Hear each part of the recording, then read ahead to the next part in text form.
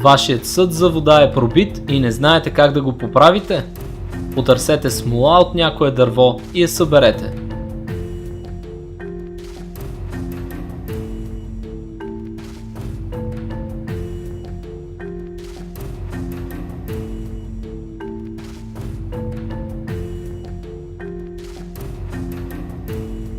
Когато съберете достатъчно, просто нанесете и залепете вашия съд.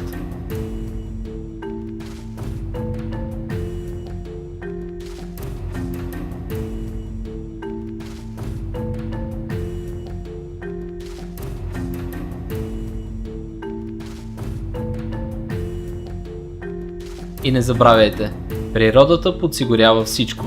Бъдете умни!